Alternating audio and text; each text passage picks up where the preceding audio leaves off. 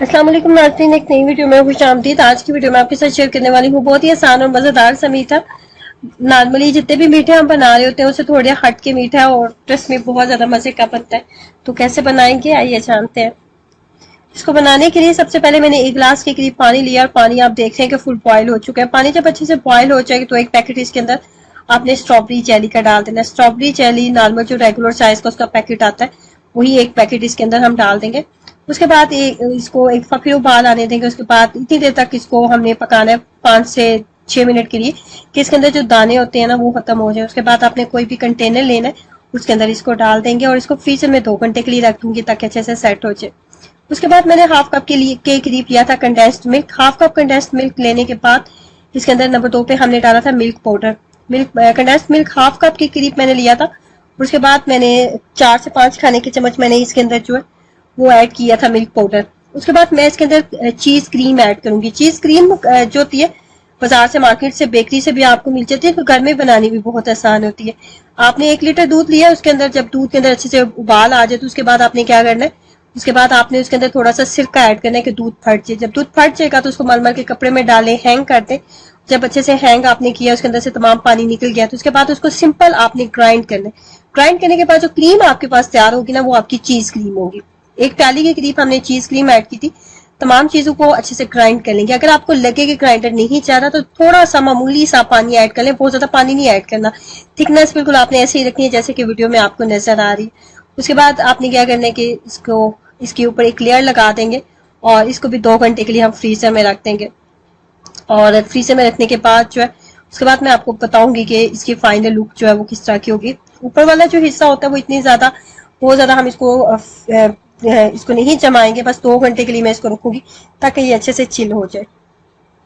2 घंटे के बाद इसको निकाल लेंगे।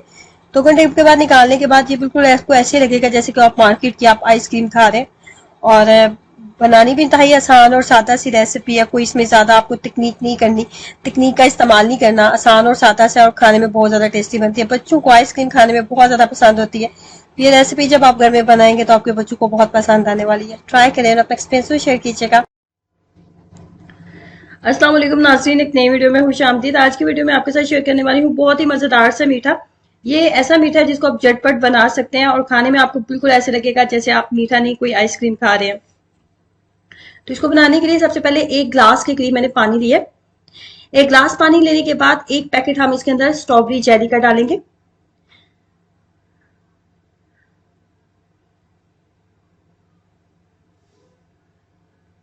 ये वाला पैकेट था मेरे पास नेशनल वालों का स्ट्रॉबेरी जेली का। ये पूरा मुकम्मल पैकेट जो है मैंने इसके अंदर ऐड कर दिया। उसके बाद हम इसको पकने देंगे। जैसे जैसे पानी गर्म होता जाएगा ये इसके अंदर अच्छे से घुल जाएगी। जैसे आपको लगे कि तमाम जेली अच्छे से घुल गई है उसके बाद आपने इसको किसी भी बर्तन में निकाले और इसको मैं फ्रिज में रखूंगी ताकि ये अच्छे से सेट हो जाए।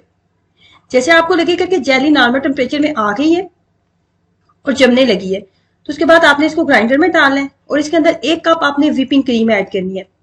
1 कप आप हैवी व्हिपिंग क्रीम इसके अंदर ऐड कर देंगे। व्हिपिंग क्रीम आपको किसी भी बेकरी शॉप से आराम से मिल जाएगी। व्हिपिंग क्रीम 1 कप ऐड करने के बाद आपने दोनों चीजों को अच्छे से ग्राइंड करना है।